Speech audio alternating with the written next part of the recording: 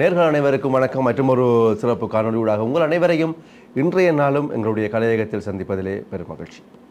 ஒவ்வொரு நாளும் ஒவ்வொரு விடயங்களை காணொளிகளாக நாங்கள் பதிவேற்றி கொண்டிருக்கின்றோம். இன்றைய தினமும் ஒரு மிக முக்கியமான ஒரு காணொலி ஊடாக உங்களை சந்திக்கின்றோம்.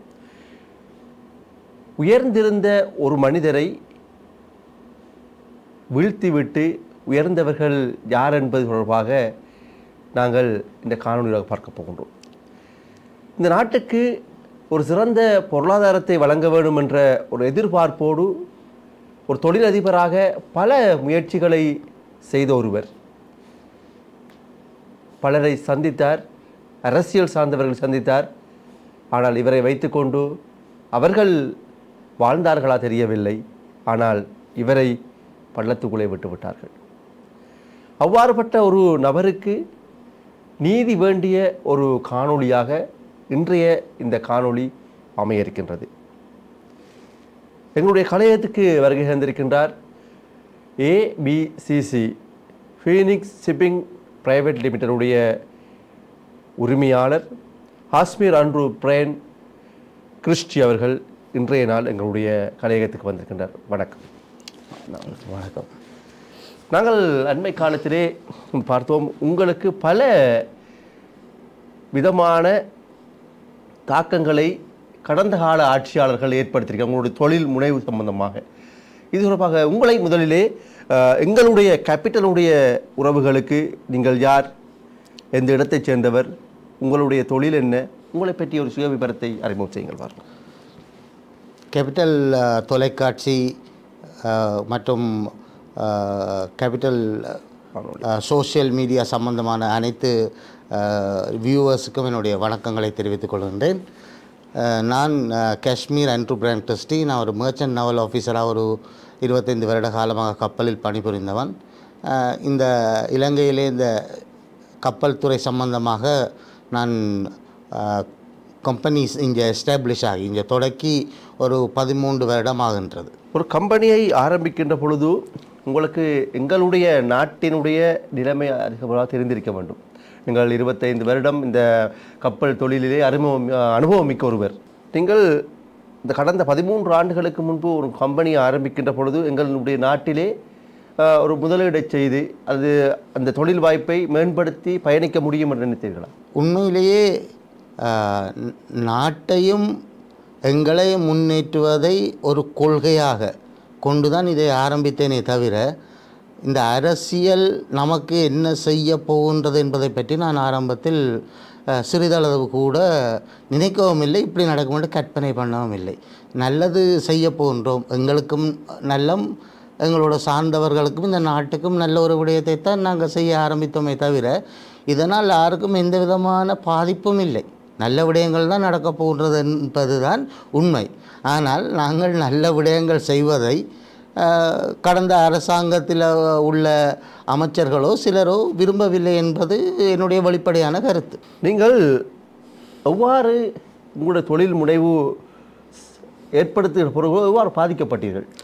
உண்மையிலேயே நான் இந்த கப்பலில் தொழில் புரியும் பொழுது, இந்த கப்பலில் இருக்கும்போது ஒவ்வொரு நாளும் இந்த கப்பல் தொழில் சம்பந்தமான விடயத்தை எங்கள் நாட்டில் எப்படி நிர்மாணிப்பதென்றது எனக்கு 92ஆம் ஆண்டு இருந்து எனது சிந்தனை.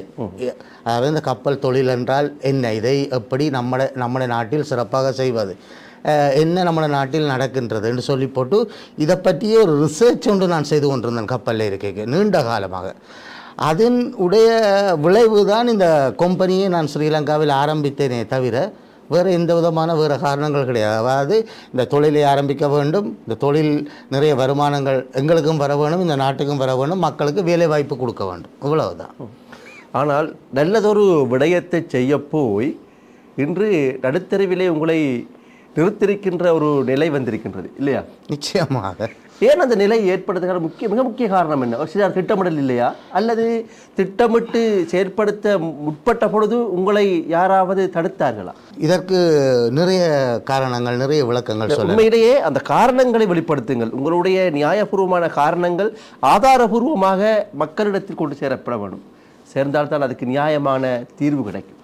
நிச்சயமாக இந்த தொழிலை நான் ஆரம்பித்த போது சில அமைச்சரவையில் சென்று பேச வேண்டிய ஒரு சூழ்நிலைகள் வந்தது. ஆனால் அமைச்சரவையில் நாங்கள் சென்று பேசுவதற்கு சென்றால் ஒரு மினிஸ்டரிடம் அப்பாயின்மெண்ட் எடுக்கிறதுன்றது அவ்வளோ ஈஸியான விஷயமா இருக்கல. அந்த நேரத்தில் அது மிகவும் கஷ்டமாக இருந்தது.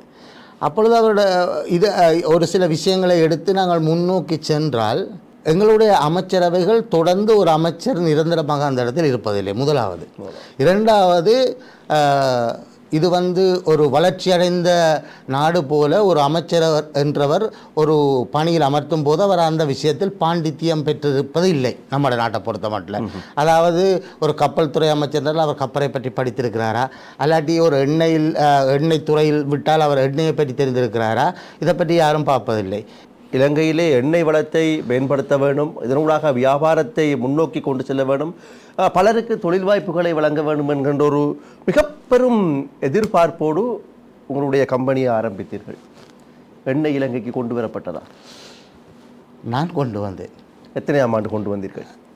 2016ஆம் ஆண்டு. அதற்கு அந்த 2016ஆம் ஆண்டு எண்ணெய் கொண்டு வந்ததற்கு சம்பிரதாயபூர்வமாக பல அனுமதிகள் பெற்றிருக்க வேண்டும். இந்த அனுமதிகள் பெறுவதிலே எவ்வாறு முன்னேற்றம் கண்டது? இப்போ என்னென்று சொன்னால், அனுமதி பெறுவது எப்படி என்று சொன்னால், நாங்கள் கப்பலை கொண்டு வரப் போகின்றோம் என்று சொன்னால் கப்பல் துறை அமைச்சரிடம் பேசி சகலவிதமான முடிவுகளையும் எடுத்து அந்த எண்ணெயை கொண்டு இறக்கி வைப்பதற்கு மிகவும் கஷ்டப்பட்டு பல வழிகளில் சென்று அமைச்சர் மூலம் பலரை அணுகி தேவையான பெர்மிஷன்ஸ் அவையோட பெர்மிஷன்ஸ் எல்லாம் எடுத்துக்கொண்டு தான் கப்பலை நாங்கள் கொண்டு வந்தோம்.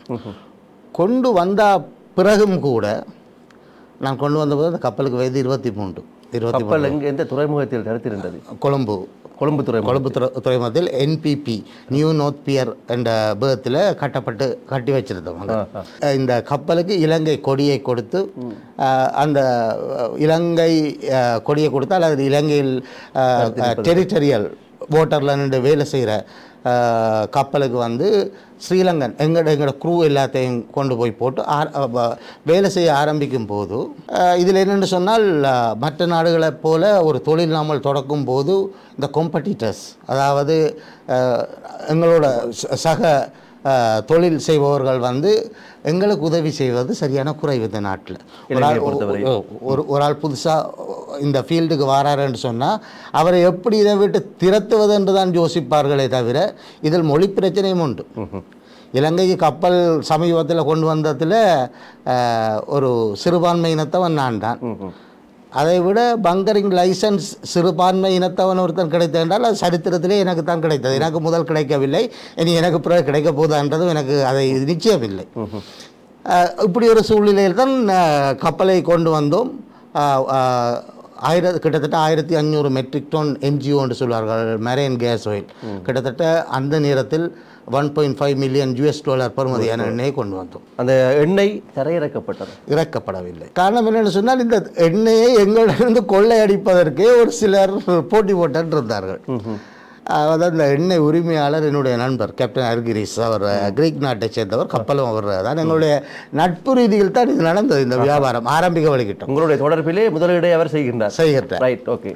அப்போ இங்கே கொண்டு கப்பலை ஓட ஸ்டார்ட் பண்ணினால், நாங்கள் ஆரம்பித்தோம் என்று சொன்னால், இலங்கையிலே காலி துறைமுகத்துக்கு கீழாக நெரோ சேனல் ஒன்று இருக்குது. அது நேவிகேஷன் தெரிஞ்ச ஆக்களுக்கு தெரியும். இந்த நெரோ சேனலில் ஒரு நாளைக்கு 275 இருந்து 300 கப்பல் வரை பயணம் செய்கிறது. இது எங்கள் நாட்டுக்கு இருக்கிற பெரிய வளம். அந்த வளத்தை எப்படி வளம் படுத்துவதென்று தெரியாத ஆக்களோட நாங்கள் கடந்த அரசாங்கத்தில் இருந்து இருக்கின்றோம். இந்த அரசாங்கத்துக்கு நான் விளங்கப்படுத்தி இருக்கிறேன். அதை கேட்பது கேட்காதது அது அவர்களுடைய சொந்த விஷயம். கப்பலை கொண்டு கொழும்பு துறைமுகத்திலே தடுத்து விட்டீர்கள், எண்ணெய் இறக்கப்படவில்லை. ஆனால் மறைமுகமாக இந்த அரசாங்கத்தினுடைய அமைச்சர்களாக இருக்கலாம், சம்பந்தப்பட்ட அமைச்சர்களாக இருக்கலாம், அல்லது அரசாங்க அமைச்சரவையில் தொழில் புரிவர்களாக இருக்கலாம். இதில் வேறு வேறு கேட்டகரிஸ் இருக்குது. இதில் நீங்கள் இலங்கையில் எந்த இடத்தை சேர்ந்தவர்? நான் யாழ்ப்பாணம். இதே யாழ்ப்பாணம் என்பது கூட சில நேரங்களில் நான் நினைக்கின்றேன், யாழ்ப்பாணம் என்பது கூட ஒரு வடமாகாணத்தை சேர்ந்த தமிழர் இந்த தொழிலிலே முன்னேற்றம் கண்டுவிடக்கூடாது என்பதற்காக உங்களை நசுக்கியிருக்கலாம் என்று நாங்கள் நினைக்கிறோம். நானும் அப்படித்தான் நினைக்கின்றேன். காரணம் முன்னேற்றத்தை அவர்கள் விரும்ப மாட்டார்கள். அதாவது எல்லாம் எங்களுடைய கட்டுப்பாட்டுக்கு கீழவே இருக்க வேண்டும் என்று நினைப்பவர்கள் மற்றவருடைய வளர்ச்சியை எப்படி விரும்புவார்கள்? இது சாதாரணமான விஷயம். இது இறுதியாக அந்த கப்பல் திருப்பி அனுப்பப்பட்டதாக சொன்னீர்கள், எண்ணெய் இறக்கப்படவில்லை. இந்த அனுமதிகள் பெறப்படுகின்ற பொழுது இதற்குரிய ஏற்பாடுகளை செய்துவிட்டல்லவா நீங்கள் கப்பலை கொண்டு வந்திருக்கீங்க? ஏற்பாடுகள் செய்யப்பட்டது. ஆனால் அவர்களுக்கு தெரியும் நஷ்டப்படுத்துவது என்பது ஆரம்பத்தில் இல்லை என்று சொல்லிவிட்டால் அது அவ்வளவுதான், அது நிறுத்தப்பட்டுவிடும். இந்த கப்பல் வருவது போவது நிற்பது 6 மாதம் ஒரு கப்பலை துறைமுகத்தில் தரித்து வைத்திருப்பது என்பது கொழும்பு துறைமுகத்திலே, அதற்கு முதல் 7 மாதம் காலி துறைமுகத்திலே. அப்போ கப்பல் நிற்கும் பொழுது துறைமுகத்துக்கு நாங்கள் கட்ட வேண்டிய கட்டணங்களை கட்ட வேண்டும். கப்பலில் தொழில் செய்பவர்களுக்கு அவர்களுடைய கொடுப்பனவுகள் கொடுக்க வேண்டும். கப்பலுக்கு எண்ணெய் தேவை, கப்பல் வேலை செய்பவர்கள் உணவு, தண்ணீர், இது லுப்ரிகன்ஸ், அதை விட சாப்பாட்டு அலுவல்கள் எல்லாம் பார்க்க வேண்டும். இப்போ இதுகள் பார்க்கும்போது தான் நஷ்டப்படுவோம். ஆரம்பத்தில் இல்லைன்னு சொன்னாலும் நஷ்டம் எங்களுக்கு வரப்போவதில்லை. இல்லை, நான் கேட்கின்றேன், ஒரு கப்பலை நாட்டுக்குள்ளே கொண்டு வர வேண்டுமாக இருந்தால் முதலாவதாக அமைச்சருடைய அனுமதி வேணும், அமைச்சரவையுடைய அனுமதி வேணும், அதுக்கு சம்பந்தப்பட்ட அமைச்சருடைய அனுமதி வேணும், கடல்சார் பாதுகாப்பு அதிகார சபையினுடைய அனுமதி வேணும், பெட்ரோலிய கூட்டுத்தாபனத்தில் அனுமதி வேணும். இந்த அனுமதிகள்லாம் பெற்றுவிட்டு தானே நீங்கள் இந்த கப்பலை கொண்டு வந்தீர்கள். ஒரு எண்ணெய் கப்பலை கொண்டு வர போகின்றோம் என்று சொன்னால் இது பெட்ரோலிய கூட்டுத்தாபனத்தில் நாங்கள் அனுமதியை பெறுவது இந்த எண்ணெய்க்கும் பெட்ரோலியம் கூட்டுத்தாபனத்துக்கும் ஏதாவது கொடுக்கல் வாங்கல் இருந்தால், அதாவது இந்த எண்ணெய் நாங்கள் இலங்கையை கொண்டு வந்தால் இதை நாங்கள் ஜேசிடி ஜியா கண்டெய்னர் டெர்மினலுக்கு முழு எண்ணெயை முறைக்கிவிட்டு டிஸ்சார்ஜ் பண்ணிவிட்டு அதன் பிறகு எங்களுக்கு தேவைக்கு ஏற்ற மாதிரி தான் அந்த ஸ்டோரேஜ் டேங்க்லேருந்து எடுக்க வேணும். இதுதான் ஸ்ரீலங்கன் பங்கரிங் ப்ரொசீஜர், ஸ்டாண்டர்ட் ப்ரொசீஜர். அப்பொழுது நாங்கள் கொண்டு வந்த எண்ணெய் இறக்குவதற்கு எங்களுக்கு சரியான ஆவணங்களும் கிடைக்கவில்லை. தருவதென்று சொன்னார்கள், இங்கே வந்த பிறகு கிடைக்கவில்லை. அதாவது நீங்கள் இந்த வாக்குறுதிகளை நம்பி கப்பலை கொண்டு வந்திருக்கின்றோம், அப்படியா? எல்லாமே வாக்குறுதிகளை நம்பித்தான் செய்கின்றோம். எல்லா சின்ன சின்ன விடயங்களுக்கும் எக்ரிமெண்ட்டை சைன் பண்ணித்தான் செய்யணும் என்றால் உலகத்தில் கணக்கு விஷயம். நாங்கள் அண்மையிலே கேள்விப்பட்டோம், கிறிஸ்டி காஷ்மீர் அன்று கிறிஸ்டி அவர்களே, உங்களுடைய அனுமதி பத்திரத்தை வைத்துக்கொண்டு இன்னொரு நிறுவனம் ஒரு மிக பெரும் தொகையான அமெரிக்க டாலர்களை மோசடி செய்ததாக அறியப்பட்டது. நிச்சயமாக இது 2022-23 காலகட்டத்தில் நடந்த விடயம். உண்மையில் என்ன நடந்தது என்று சொன்னால் இது வெளிப்படையாக எல்லாம் பேசலாம், இல்லை ஒளிவு மறைவுக்கு எந்த விதமான இடமும் இல்லை. இந்த கப்பல் 2 தரம் கொண்டு வந்து வியாபாரங்கள் சரியாக நடக்கவில்லை, ஏகப்பட்ட நஷ்டம். 3வது தடவை கொரோனா டைம் 2020ஆம் ஆண்டு மலேசியாவிலிருந்து ஒரு முதலீட்டாளர் வந்திருந்தார். அவரை கொண்டு சில விடயங்கள் செய்யலாம். இப்போ எனக்கு தெரிந்தது கப்பலும் எண்ணெயும் தான், இதை விட்டால் வேறு ஒன்றும் எனக்கு தெரியாது. அப்போ இந்த விடயங்களை செய்யலாம் என்று ஆரம்பிக்கும் போது பல விடயங்கள் இல்லை என்று சொல்வதில்லை, கூப்பிட்டு காக்க வைப்பது. இப்படி ஒரு நடவடிக்கை வேறு நாடுகளில் இருக்கான்னு எனக்கு தெரியாது, இலங்கையில் இருந்தது. இப்பொழுது நான் போகும் இடமெல்லாம் யாரையும் குற்றஞ்சாட்டவில்லை. இப்பொழுது அப்படி ஒரு விஷயம் இருப்பதாக எனக்கு தெரியவில்லை. நானும் பல அமைச்சரவைக்கு போகின்றேன், வருகின்றேன், பேசுகின்றேன். சிலர் அமைச்சரவையில் என்னை அழைத்திருக்கிறார்கள். இல்லை, நான் கேட்குறேன், ஒரு நிமிடம் தாருங்கள். இப்போ நீங்கள் குறிப்பிட்டீர்கள், போகின்ற இடமெல்லாம் அமர வைத்து காக்க வைக்கின்ற ஒரு சம்பிரதாயம் எங்களுடைய நாட்டில் இருந்ததாக சொல்கின்றீர்கள். இது எந்த அரசாங்க காலப்பகுதியில் இருந்தது? இது நான் சொல்லுகிறேன் கடந்த அரசாங்க காலத்தில், கடந்த அரசாங்கம் கோட்டாவின் காலத்தில் இருந்தது. ஒரு சின்ன உதாரணம் சொல்லுகின்றேன். இந்த மலேசியாவிலிருந்து இவர் வந்திருந்த போது இந்த லைசன்ஸ் ரினியூவல் ப்ரொசீஜர் என்றது இங்கே இருக்குது. பங்கரிங் லைசன்ஸ் நான் 2015ஆம் ஆண்டு எடுக்கும்போது ரினியூவல் லைசன்ஸ் ஃபீ வந்து $300, இப்போ $6,000. $300 $6,000 அவ்வளோ வித்தியாசம் கொண்டு பாருங்க. $5,700 அமெரிக்க டாலர்கள் வித்தியாசம். அதற்கு பிற்பாடு ரணில் விக்ரமசிங்கே இந்த நாட்டை ஆட்சி பீடம் ஏறின பிறகு பிற்பாடு கஞ்சன விஜயசேகர ஆயில் மினிஸ்டரியாக இருந்தார். அவர நேரத்தில் தான் இது நடந்தது. காஞ்சன விஜயசேகர ஆயில் மினிஸ்டராக இருந்தபோது தான் 2022ஆம் ஆண்டு 7ஆம் மாதம் நான் இந்த லைசன்ஸ் ரினியூ பண்ணுறேன். 2022ஆம் ஆண்டு 8ஆம் மாதம் எனக்கு தெரியாமல் நான் ஒரு கம்பெனியோட ஒரு எக்ரிமெண்ட் ஆர்டினரி எக்ரிமெண்ட் ஒன்று போட்டிருந்தேன். எனக்கு தெரியாமலே எல்லா திருட்டு வேலையும் நடக்குது ரணில் விக்ரமசிங்கேன ஆட்சியில். 1ஆம் தேதி ஆகஸ்ட் மாதம் 2022ஆம் ஆண்டு எனக்கு தெரியாமல் திருட்டுத்தனமாக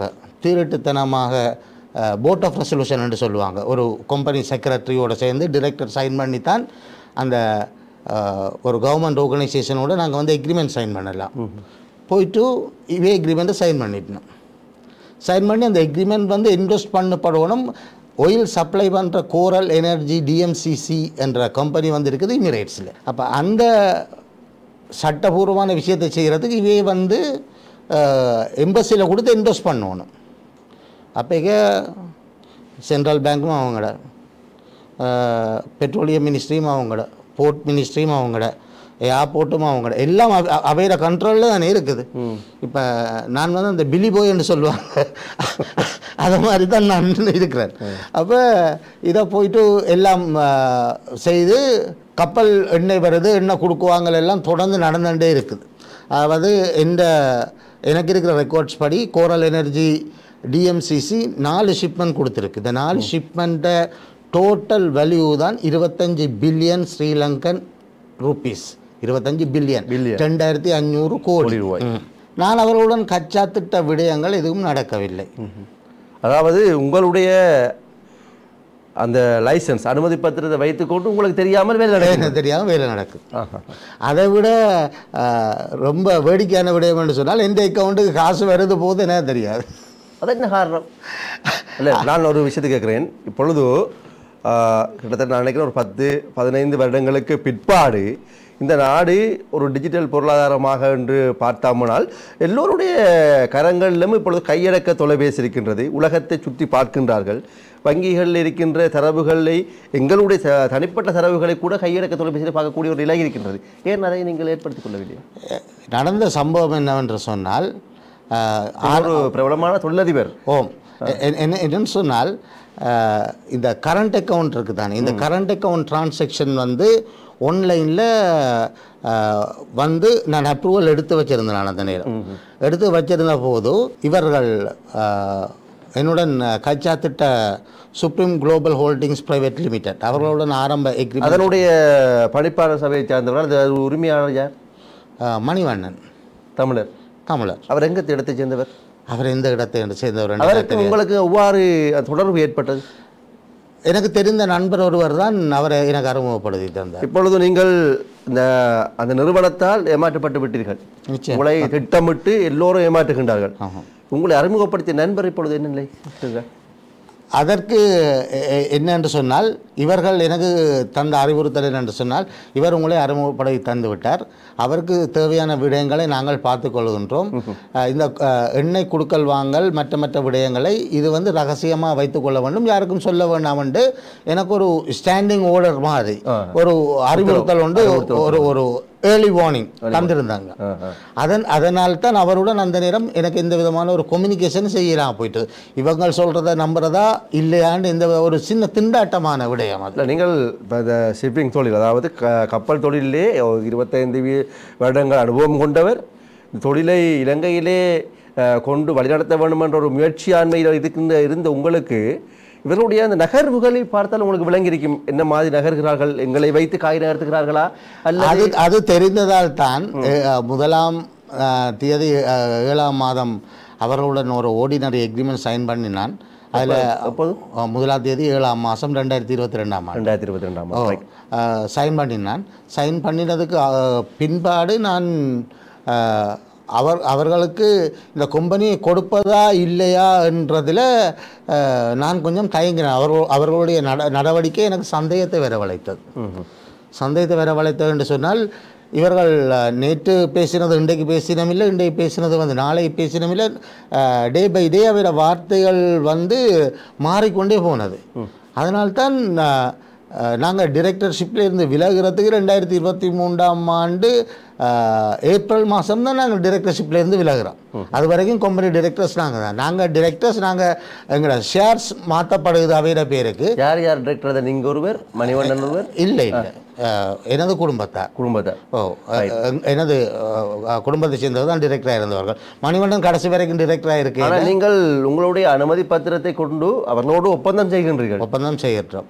ஒப்பந்தத்தில் இருக்கிற மாதிரி அவர்களும் ஒன்றும் செய்யவில்லை, நானும் ஒன்றும் செய்யவில்லை. சட்டபூர்வமாக எந்த விதமான எங்களுடைய கம்பெனி பங்குகளையோ அல்லது எங்களுடைய டிரெக்டர் போஸ்டையோ அவங்களுக்கு நாங்கள் கொடுக்கல. ஒரு ஆளை நாங்கள் அப்பாயிண்ட் பண்ணுறோம். அப்பாயிண்ட் பண்ணால் நான் நினைக்கிற மாதிரிக்கு 2022ஆம் ஆண்டு 2022ஆம் ஆண்டு ஆகஸ்ட் மாதம் 29ஆம் தேதி தான் ROC register of companies approve பண்ணது.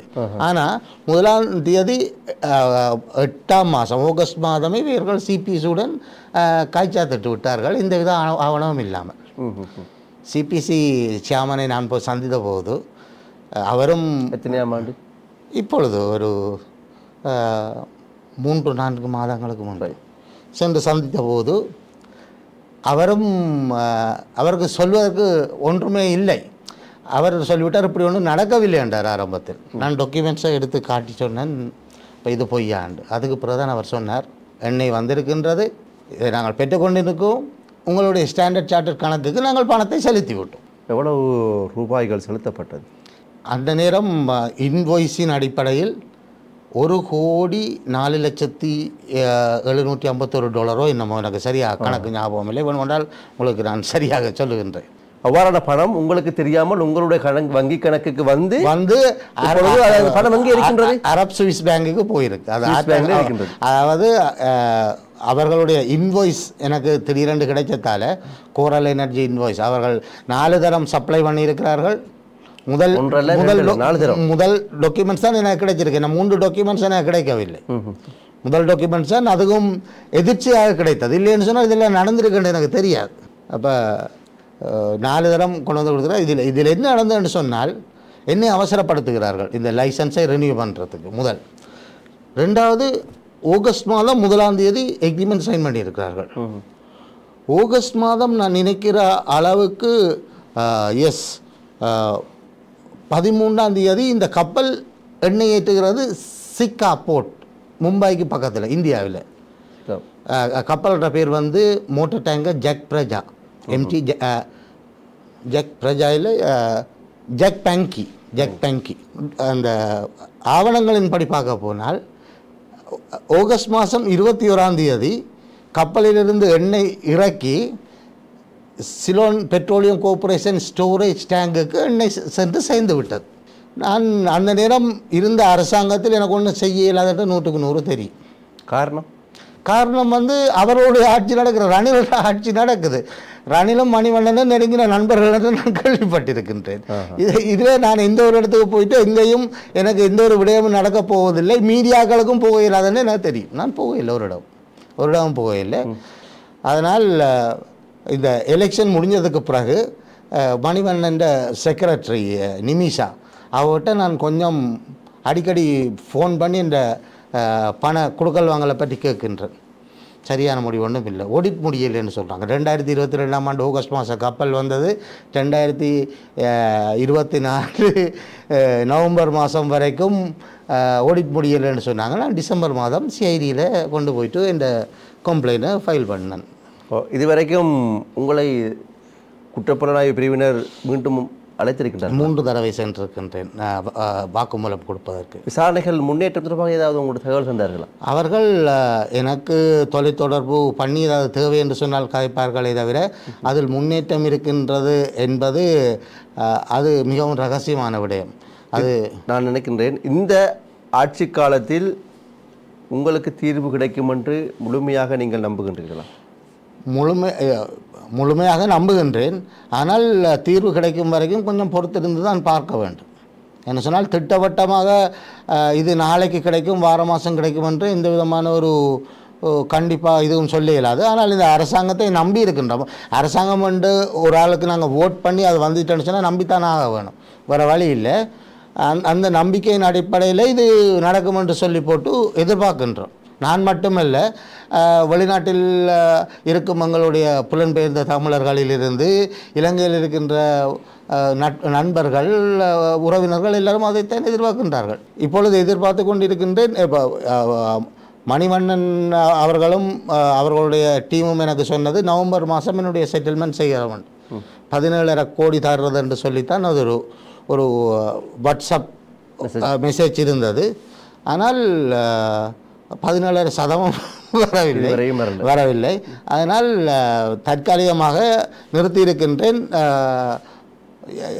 சில வேளை முதலீடுகள் கிடைத்தால் நிச்சயமாக.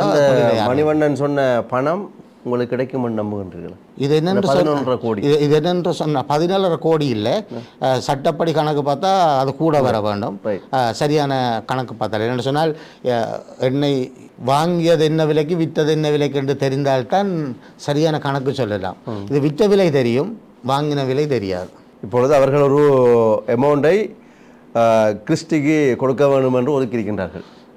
அப்படிதான் அந்த பணம் உங்களுக்கு வந்து சேர வேணும். இந்த மோசடி இடம்பெறுகின்ற பொழுது கஞ்சன விஜயசேகர இந்த நாட்டினுடைய அமைச்சர், ஆயில் மினிஸ்டராக இருந்தவர், எரிசக்தி அமைச்சராக இருந்தவர், எரிசக்தி அமைச்சராக இருந்தவர். அவரை நீங்கள் சந்தித்து தொடர்பாக நீங்கள்? இல்லை, அவரை நான் உங்களுக்கு ஏற்கனவே சொன்ன மாதிரி எங்களுடைய காசா செலிப்ரேஷனில் கிங்ஸ்பெரி ஹோட்டலில் அவருடன் புகைப்படம் எல்லாம் எடுத்திருக்கின்றேன், கதைத்திருக்கின்றேன் அவருடன். ஆனால் அவருடன் கதைக்கும்போது இப்படி ஒரு அசாத்தியமான சூழ்நிலை ஒன்றை இவர்கள் எனக்கு உருவாக்க போகிறார்கள் என்று எனக்கு அந்த நேரம் தெரியாது. அவர் இணைந்து உருவாக்கியதாக நீங்கள்? நிச்சயமாக இதில் கப்பல் துறை சம்பந்தப்பட்டிருக்கின்றது. என்னுடைய எந்த விதமான ஒரு கையெழுத்தும் இல்லாமல் என்னுடைய கொம்பனியோட பேரில் கப்பல் அந்த கப்பல் எண்ணெயை பெட்ரோலியம் கோர்ப்பரேஷனுக்கு கொடுத்து, பெட்ரோலியம் கோர்ப்பரேஷன் இருந்து அந்த ஜெட் ஃபியூல் A1 என்ற ஃபியூலை ட்ரக் மூலமாகவே ஏர்போர்ட்டுக்கு ட்ரான்ஸ்ஃபர் பண்ணி ஃப்ளைட்டுக்கு சப்ளை பண்ணி இருக்கிறோம்னு சொன்னால், அந்த நேரம் கப்பல் துறை விமானத்துறை ரெண்டும் நிமல் ஸ்ரீபாதர் சில்வா அமைச்சராக இருந்தவர், எரிசக்தி அமைச்சராக இருந்தவர் காஞ்சன விஜயசேகர. இவர்கள் 2 பேருக்கும் தெரியாமல் ஒன்றும் நடக்கவில்லை. ஆனால் இவர்களை பின்னுக்கு இருந்து எந்த பெரிய தலை இயக்கியதுன்னு எனக்கு தெரியாது. உங்களுடைய அனுமதி பத்திரத்தை வைத்துக்கொண்டு இந்த எண்ணெயை கொண்டு வருவதற்கு யார் முதலீடு செய்தார்கள்? இந்த எண்ணெயை கொண்டு வருவதற்கு முதலீடு செய்தவர்களையும் எனக்கு கோரல் எனர்ஜி டிஎம்சிசி தான் முதலீடு செய்திருக்கின்றது. என்று சொன்னால் அவர்களுடைய இன்வாய்ஸில் அவர்களுடைய account number, bank account number, சுவிட்சர்லாண்டில் இருக்கிற அவர்களுடைய அக்கௌண்ட் நம்பர் கொடுக்கப்பட்டிருக்கின்றது. இந்த இவ்வளவு பணத்தை அந்த அக்கௌண்ட்டுக்கு அனுப்பும்படியாக நான் நினைக்கின்ற அளவுக்கு எனக்கு தகவல் சொன்னவர் சிலோன் பெட்ரோலியம் கோர்ப்பரேஷனில் இப்போ இருக்கிற சேர்மன். அவர் சொன்னவர், இந்த பணத்தை நாங்கள் ஏபிசிசி ஃபீனிக்ஸ் ஷிப்பிங்குக்கு ஸ்டாண்டர்ட் சார்ட்டர்ட் பேங்குக்கு அனுப்பிவிட்டோம். நான் நினைக்கிற மாதிரிக்கு இவே ஏதோ செய்து என்ன சொன்னால் சென்ட்ரல் பேங்க் அவர்கிட்ட கொண்டோல்ல தான் இருந்தது. ரணில் விக்ரமசிங்கே அவர்கள் ஒரு நிமிடம் தாருங்கள். அதாவது உங்களுடைய கணக்கிலிருந்து பணம் பரிமாறப்படுகிறது இன்னொரு பேங்குக்கு, நீங்கள் வங்கியை தொடர்பு கொண்டு எனக்கு தெரியாது அந்த நேரம் நடந்தது. தெரிந்த பிற்பாடு என்னுடைய அனுமதி இல்லாமல் என் கணக்கில் வருகிற பணத்தை எவ்வாறு நீங்கள் ட்ரான்ஸ்ஃபர் பண்ணுவீங்க? ஒரு அந்த நேரம் அந்த ஷேர்ஸ் எல்லாம் ட்ரான்ஸ்ஃபர் பண்ணி டிரெக்டர்ஷிப் எல்லாம் கொடுத்தாச்சு. நீங்கள் கேட்ட கேள்வியைத்தான் சிஐடியில் இருக்கின்ற ஒரு சிஐடி உத்தியோகத்தர் என்னை கேட்டார், இதை ஏன் நீங்கள் வங்கியில் போயிட்டு நீங்கள் பார்க்கவில்லை என்று. அது விடயங்கள் எல்லாம் எனக்கு தெரிய வரும் பொழுது அந்த கம்பெனி எனக்கு சொந்தம் இல்லாமல் போய்விட்டது. அதெல்லாம் மாற்றி பழைய காலம் ஆகிவிட்டது. இப்பொழுது இந்த ஏபிசிசி ஃபீனிக்ஸ் ஷிப்பிங் கம்பெனி உங்களுடையது இப்பொழுது இல்லை? இல்லை, எனது பேரில் இல்லை. எங்களுடைய பங்குகள், எங்களுடைய டிரெக்டர்ஷிப் எல்லாம் பங்குகள் எல்லாம் அவர்களுக்கு ட்ரான்ஸ்ஃபர் பண்ணலாம். யாருக்கு ட்ரான்ஸ்ஃபர் பண்ணிக்கிறீங்க? Supreme global holdings private limited கொடுத்தாச்சு. அதனுடைய அந்த மணிவண்ணன் என்பவருடைய கம்பெனியை கொடுத்தாச்சு. இதை நான் கேட்கின்றேன், அவர்கள் தானே உங்களை ஏமாற்றியதாக சொல்கின்றீர்கள், ஏன் அவர்களுக்கு திரும்ப உங்களுடைய? இல்லை, என்னென்னு சொன்னால் ஏமாற்றப்பட்டதுன்னு எனக்கு தெரிந்தது. இதெல்லாம் முடிந்ததுக்கு அப்புறம் தான் தெரிந்தது ஏமாந்து விட்டேன் என்று. ஆரம்பத்தில் எனக்கு அதாவது டிரெக்டர்ஷிப் எல்லாம் கொடுத்த பிறகு தான் தெரியும் ஏமாற்றப்பட்டு விட்டேன் என்று. ஏமாற்றப்பட்டு நீங்கள் கொடுத்த பிறகு அவர்களுடைய முதலீட்டிலே எண்ணெயை நாட்டுக்கு கொண்டு வருகின்ற பொழுது உங்களுக்கு எதுக்காக அவர்கள் பணம் தர வேண்டும் என்று நான் கேட்கிறேன். இல்லை, கப்பல் வந்தது 2022ஆம் ஆண்டு ஆகஸ்ட் மாதம். அந்த நேரத்தில் கம்பெனி என்னுடையது. ரைட், அதான் கேட்குறேன். என்னுடைய கம்பெனி, என்னுடைய ஷேர்ஸ், நாங்கள் டிரெக்டர்ஷிப்பில் இருக்கேன், கப்பல் வருகிறது. ஆனால் எங்களுக்கு தெரியாது கப்பல் வருது என்று சொல்லி போட்டு. ஒரு கப்பல் வருது என்று சொன்னால் நாங்கள் போர்ட் கண்ட்ரோலுக்கு கதைக்க வேண்டும். இது சம்பந்தமான